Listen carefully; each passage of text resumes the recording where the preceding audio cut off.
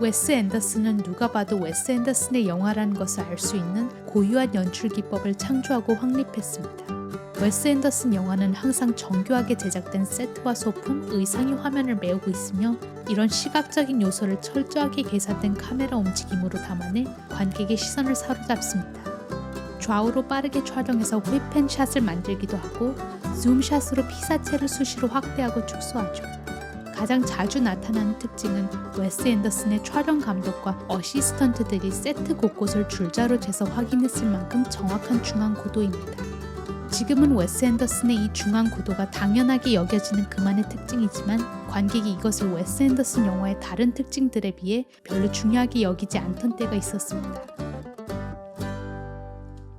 2014년 코고나다라는 아이디의 유저는 비디오 호스팅 사이트 비미오에 웨스 앤더슨 센터드라는 영상을 올렸습니다. 웨스 앤더슨 영화에서 발견되는 중앙 고도샷을 내레이션이나 아무런 설명 없이 간결하면서 흥미롭게 편집한 이 영상은 극도로 중앙 고도를 고집하는 웨스 앤더슨의 특징을 집약적으로 보여줬습니다. 이 영상은 다양한 영화 커뮤니티의 시선을 끌었고 영화 팬들과 외신의 큰 주목을 받게 됩니다.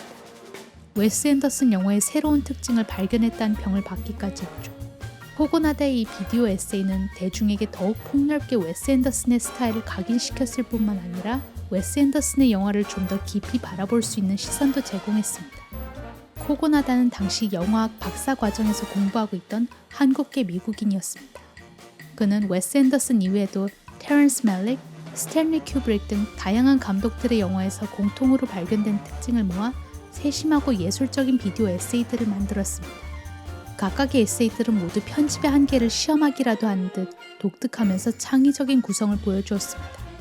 그리고 2017년 코고나다는 자신이 이제까지 만들었던 영상 에세이처럼 시각적인 면에 대한 깊은 고민을 거쳤을 것 같은 첫 장편 영화 콜럼버스를 세상에 내놓았습니다. 콜럼버스는 미국 인디애나주에 있는 중서부 도시입니다.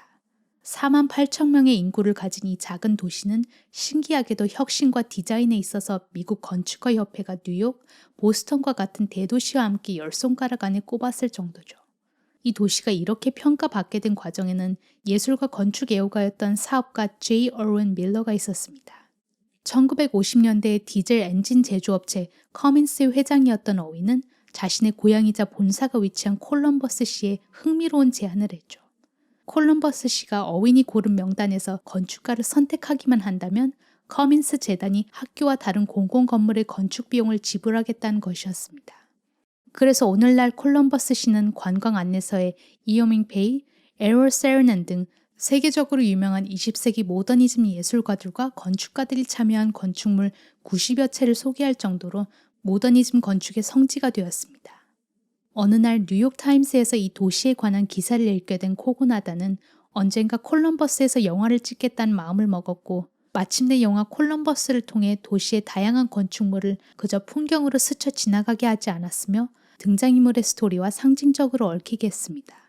콜럼버스의 두 주인공은 서로 다른 점이 많지만 같은 이유로 콜럼버스에 묶여 있습니다. 콜럼버스 시민인 케이시는 건축에 관심이 많으며 자신을 둘러싼 건축물을 경외감과 애정이 담긴 시선으로 바라봅니다. 하지만 한때 약물 중독자였고 아직 불안정한 상태에 있는 엄마를 지켜봐야 한다는 생각에 케이시는 고등학교를 졸업한 이후 대학 진학을 1년째 미루고 있습니다. 한편 다른 주인공은 세계적으로 유명한 건축학자의 아들 진입니다. 진은 서울에서 번역가로 일하고 있었지만 강의를 위해 콜럼버스를 방문한 아버지가 갑작스럽게 쓰러져 혼수 상태가 되었다는 소식을 듣고 급히 콜럼버스에 도착합니다. 평생 아버지와의 사이가 가깝지 못했던 진은 회복 가능성이 불투명한 아버지 곁을 지키는 일이 자신의 발목을 붙잡고 있다고 생각합니다. 우연히 만난 건축 애호가 케이스와 건축학자의 아들 진은 콜럼버스의 다양한 곳을 같이 돌아다니며 서로에게서 공감과 위안을 찾습니다. 코고나다는 콜럼버스의 건축물을 그저 독특한 배경으로 이용하는 대신 영화와 등장인물 사이의 관계를 진전시키는 장치로 사용합니다.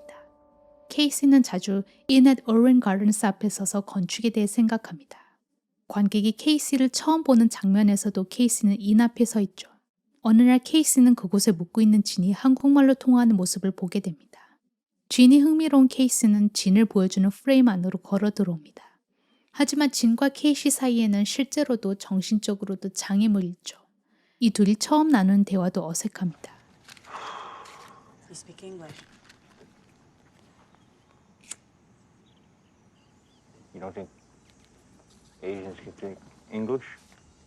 서먹하게 시작된 케이스와 진의 대화는 둘이 함께 울타리를 따라 걸으면서 조금씩 자연스러워집니다. 울타리 중간에 있는 기둥들이 틈틈이 등장해 진의 모습을 가리면서 진에 대한 케이스와 관객의 궁금증을 키웁니다.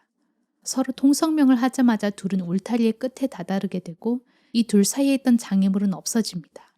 건축물을 통해 두 낯선 사람이 친해지는 과정을 매우 상징적으로 표현했죠. 평범해 보이지만 타이밍과 대사, 촬영 등 모두 세심하게 신경을 쓴 흔적이 보이는 장면입니다.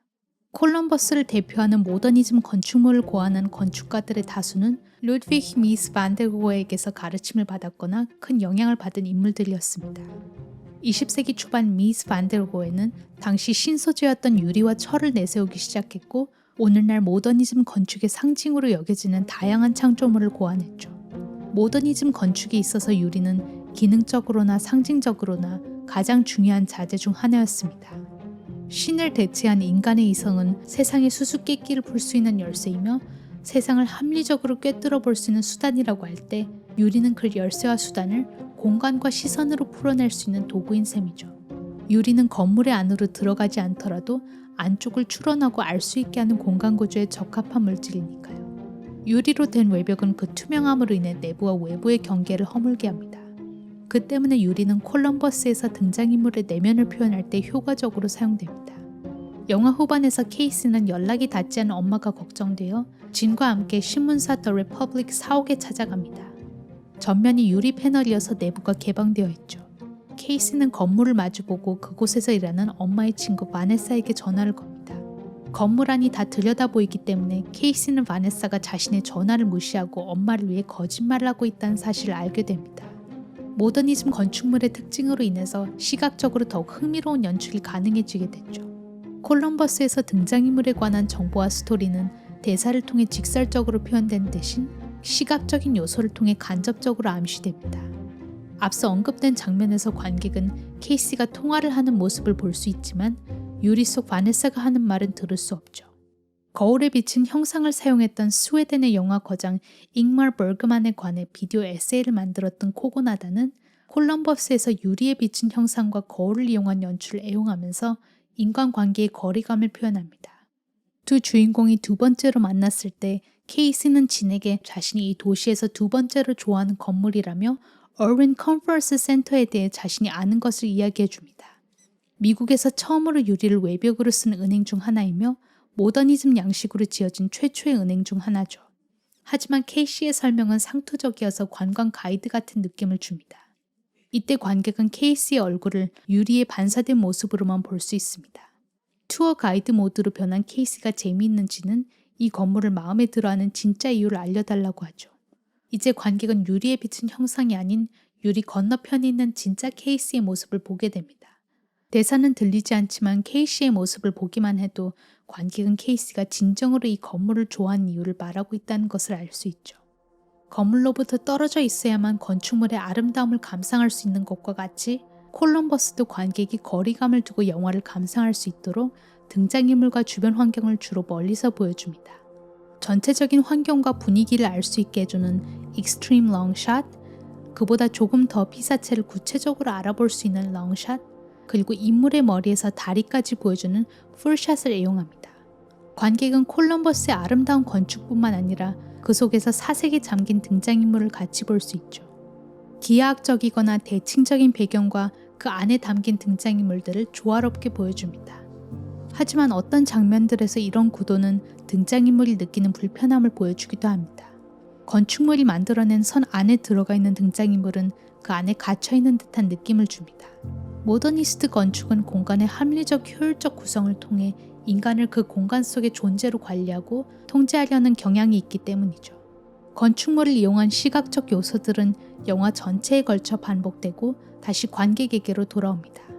영화의 첫 장면에서 진의 아버지는 모더니즘 디자인을 대표한 예술가 중 한 명인 알렉산더 슈라드가 인테리어 디자인을 맡은 밀러 하우스의 바깥에 서서 풍경을 바라보다가 쓰러집니다.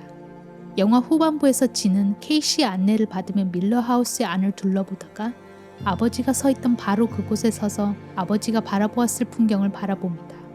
그 과정은 공간을 통해 인간을 구성하려 했던 모더니즘 건축의 욕망을 보여줍니다. 미스 반데로에는 작고 섬세한 것에 크고 중요한 것들이 깃들어 있다는 의미로 신은 디테일이 있다라는 말을 즐겨 사용했습니다. 카메라는 밀러 하우스 내부는 클로즈업을 통해 그 밖의 자연 풍광은 롱샷을 통해 그 둘이 얼마나 닮았는가를 보여줍니다. 내부에 정렬된 가구들과 외부에 정렬된 나무들, 프레임 속 작은 인형의 뒷모습과 정원을 바라보는 진의 뒷모습, 작은 도자기 세점과 나무 새그루, 건물 외부의 신이 만든 자연과 그 외부가 디테일로 깃든 내부를 부자는 똑같이 경험한 것입니다. 관객은 이 부자가 각기 어떤 생각을 하고 있는지 알 수 없지만 진이 아버지에게 가까워지는 시각적으로 상징적인 발걸음을 디뎠다는 것을 알 수 있죠.